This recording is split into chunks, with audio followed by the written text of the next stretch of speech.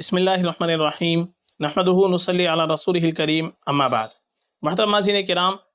ایک صاحب ہیں عارف، ان کا سوال ہے: السلام علیکم مفتی صاحب، میرے موبائل پر بھتیجے نے پیشاب کر دیا تو موبائل کو پاک کرنے کا طریقہ کیا ہے؟ اس کے بارے میں رہنمائی فرما دیں۔ وعلیکم السلام ورحمۃ اللہ وبرکاتہ۔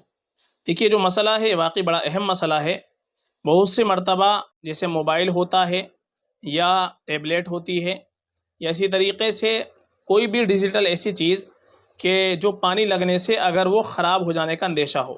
اور ان پر ناپاکی لگ جائے، مثلا آپ نے پوچھا ہے کہ پیشاب کر دیا، پیشاب لگ جائے یا کوئی اور خون وغیرہ لگ جائے یا اسی طریقے سے پاخانہ وغیرہ اگر لگ جائے، تو ان کو پاک کرنے کا طریقہ کیا ہے؟ موبائل کو، ٹیبلیٹ کو، لیپ ٹاپ کو، ان کو ہم اگر نجاست لگ جائے تو ان کو کیسے پاک کر سکتے ہیں؟ اس میں مسئلہ اصل یہ ہے کہ جو چیزیں پانی کے استعمال سے جو جگہ خراب ہو سکتی ہو، مثلا موبائل ہے، اس کی اسکرین ہے، اور اسکرین پر اگر پانی ڈالنے سے وہ پانی اسکرین کے اندر پہنچنے کا اندیشہ ہو، اسکرین خراب ہونے کا اندیشہ ہو، یا مائک ہے اس کے اندر اگر پانی پہنچ جائے تو مائک خراب ہونے کا اندیشہ ہو،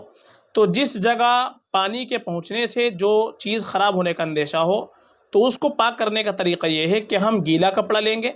اور گیلا کپڑا لے کر کے 3 مرتبہ اس کو صاف کر دیں گے۔ گیلے کپڑے سے 3 مرتبہ صاف کر دیں گے، یا اسی طریقے سے مٹی کا تیل یا پیٹرول لے کر کے کپڑے پر لگا کر کے اس کو نجاست کو ہم اس سے زائل کر دیں گے اگر اس سے زائل ہو جائے تو۔ اور جو جگہ دھونے سے خراب نہ ہوتی ہو، جیسے اس کا بیک کی سائیڈ ہے وہ اگر پلاسٹک کی ہے اور اس کو پانی کے دھونے سے اس میں کوئی اثر نہیں پڑے گا، خراب نہیں ہوگا، تو اس کو پھر پانی سے دھونا پڑے گا۔ تو جو چیز، اس کا جو حصہ پانی کے پہنچنے سے یا پانی سے دھونے سے خراب ہو سکتا ہو تو اس کو تو ہم پانی سے نہیں دھوں گے، بلکہ اس کو گیلا کپڑا کر کے وہ 3 مرتبہ اس کو ہم کیا کر لیں گے، صاف کر دیں گے، تو اس سے موبائل ہو یا ٹیبلیٹ وغیرہ ہو یہ پاک ہو جائے گے۔ یہ اس کے پاک کرنے کا طریقہ ہوتا ہے فقط، واللہ اعلم۔